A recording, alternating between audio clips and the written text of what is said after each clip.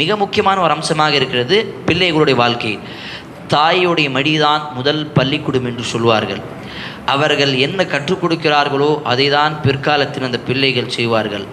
கர்மமாக இருந்து மாசமாக இருந்து டிக்டாக் ஆடி டான்ஸை பாட்டு யூடியூப்பில் பாட்டை கேட்டு படத்தை பார்த்துட்டு இருந்தோம்னு சொன்னால் பிள்ளைகளுக்கும் அதே நிலைமை தான்.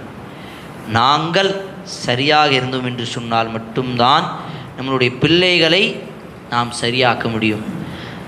நூஹ் அலைஹிஸ்ஸலாம் எவ்வளவு போராடினாங்க தன்னுடைய பிள்ளையை முஸ்லீமாக மாற்றுவதற்கு. அவர்களால் முடிந்ததா? அல்லாஹுடைய நாட்டம் இருந்தால் மட்டும்தான் முடியும். அல்லாஹுடைய நாட்டம் இருப்பதற்கு நாங்களும் முயற்சி எடுக்க வேண்டும். எவ்வளவு முடியுமோ அவ்வளவு முயற்சி எடுக்க வேண்டும்.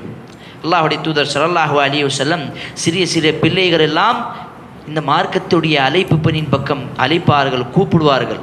பல சஹாபாக்கள் தன்னுடைய குடும்பத்தில் இந்த மாதிரி விஷயங்கள் எல்லாம் தர்பியாக்களை கொண்டு வருவாங்க.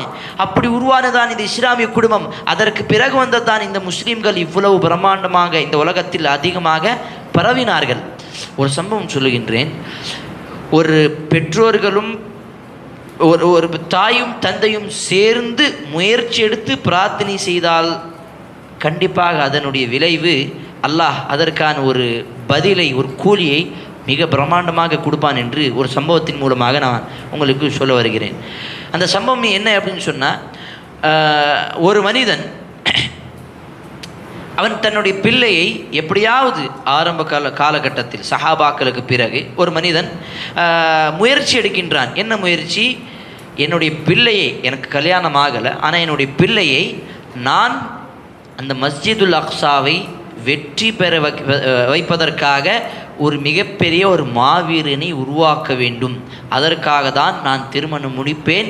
இந்த மாதிரி ஆசை எந்த பெண்ணுக்கு இருக்கிறதோ அந்த பெண்ணை தான் திருமணம் முடிப்பேன்னு அடம் பிடித்தார். அந்த ஊரெல்லாம் தேடி பார்த்தாரு, யாரும் கிடைக்கல.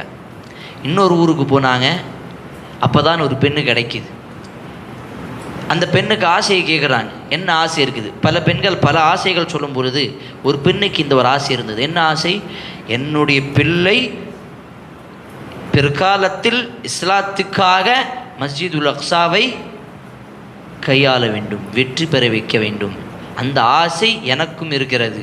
அந்த ஆசை அந்த பெண்ணுக்கு இருந்த ஆசையை, அந்த கணவனுக்கு அந்த அந்த ஆணுக்கு இருந்த ஆசை, இரண்டு பேருடைய ஆசை ஒன்றாக சேர்ந்த பிறகு அவர்களுடைய பிள்ளை தான் உருவானது, ஸலாஹுதீன் அய்யூபி. பிற்காலத்தில் அவர்கள்தான் மஸ்ஜிதுல் அக்ஸாவை கைப்பிடித்தார்கள். அப்போ கணவனும் மனைவியும் தாயும் தந்தையும் இருவரும் சேர்ந்து முடிவெடுத்து முயற்சி செய்தால், ஆசை வைத்தால், பிரார்த்தனை செய்தால், அப்பொழுதுதான்